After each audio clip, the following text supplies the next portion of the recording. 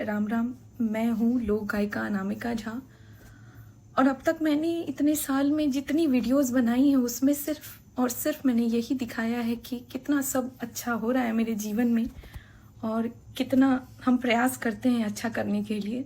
लेकिन आज इतना ज़्यादा ओवरवेलमिंग हो गया, इतना खराब अंदर से फील कर रही हूँ मैं।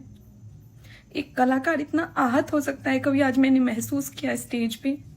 हर दिन एक जैसा नहीं होता है, आज उन्हीं में से एक है। और मैं इतना खराब हो गया कि मैं स्टेज पे रोने लग गई।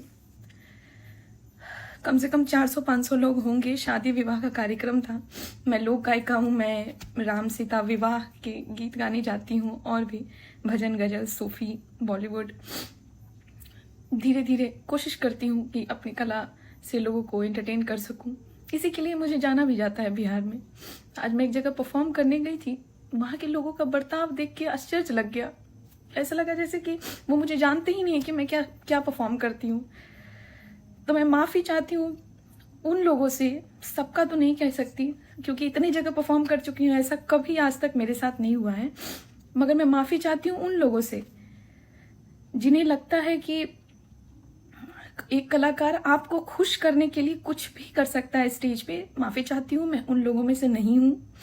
मैं अपनी संस्कृति, अपने संस्कार के साथ स्टेज पे एक गरिमा के साथ बैठती हूँ। हर मंच की अपनी गरिमा होती है। मैंने भी बनाई है, हमने भी बनाई है और बहुत मेहनत करके यहाँ तक मैं पहुँची हूँ। और आज जो हुआ वो नहीं होना चाहिए, किसी भी कलाकार के साथ नहीं होना चाहिए। और वो इसीलिए हुआ क्योंकि शुरुआत से अश्लील गानों की फरमाइश हो रही थी।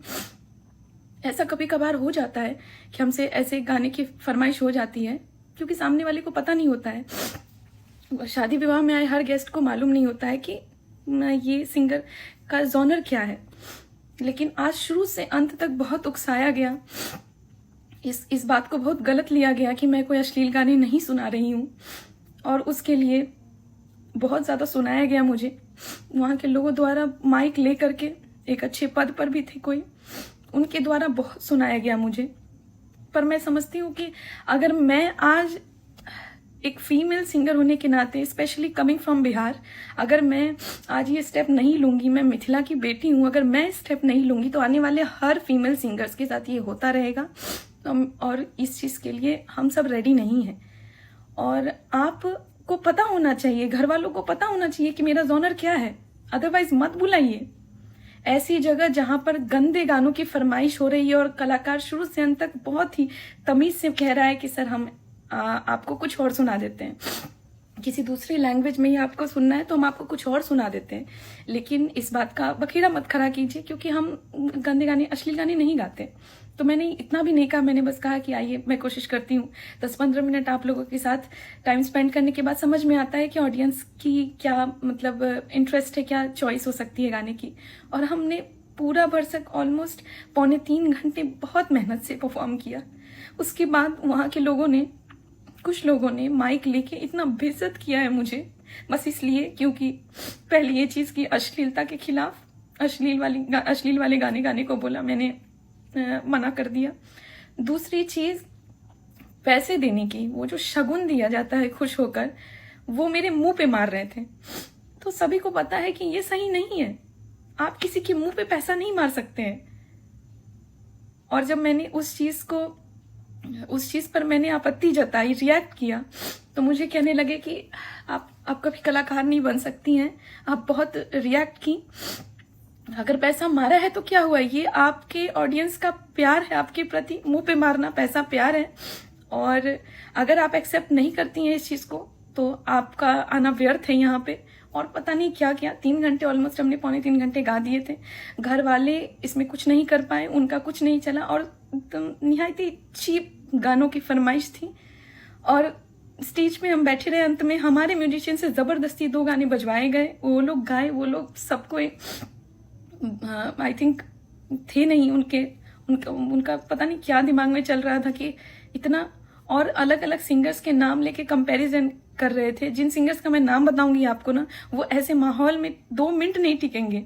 और ये प्रोफेशनलिज्म नहीं है कि आप बेइज्जत हो रहे हो और तब भी आपको 3 घंटे परफॉर्म करके पैसे लेके वापस आना है। This is not who I am.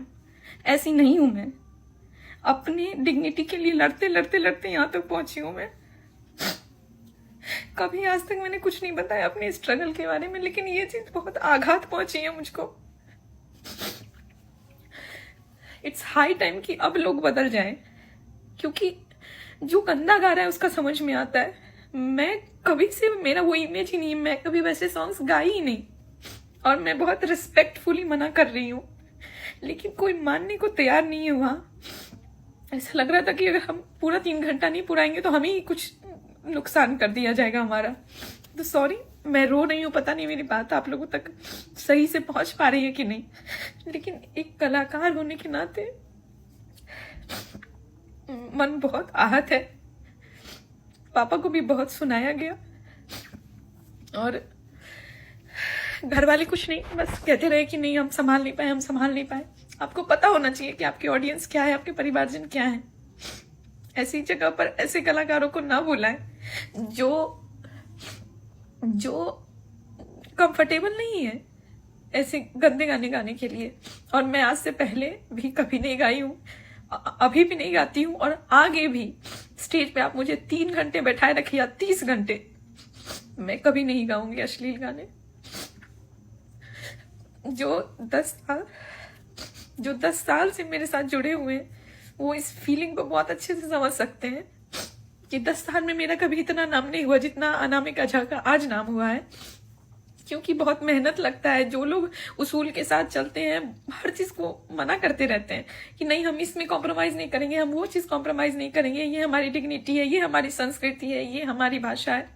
उन लोगों को सक्सेसफुल होने में बहुत समय लगता है, और एक बार मिल जाता है ना तो उस पर टिका रहना बहुत इंपॉर्टेंट है। इस तरह से किसी कलाकार को आप बेइज्जत नहीं कर सकते माइक लेके।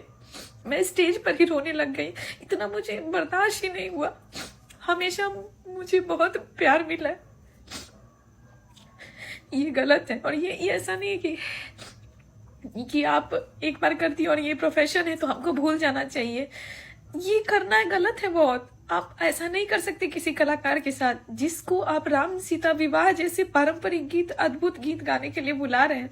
और एक्स्ट्रा में मैं हर हिंदी कव्वाली सुनाई हूँ, गजल सुनाई हूँ, भजन सुनाई हूँ, बॉलीवुड सुनाई हूँ, लता जी सुनाई हूँ। उसके बाद आपका ये रिएक्शन आता है मेरे लिए कि आप खड़े होके 10 मिनट तक किसी को बेइज्जत कर रहे हैं। हम लोग अंत में खाना वाना कुछ भी नहीं खाए, सारे म्यूजिशियंस वगैरह कोई भी खाना वाना नहीं खाए, क्योंकि सबको बहुत बेइज्जती फील हुई। तो अगर आप नहीं चाहते थे कि मैं आऊं तो नहीं बुलाना चाहिए था। किसी से मांग मांग के काम नहीं करते हम लोग।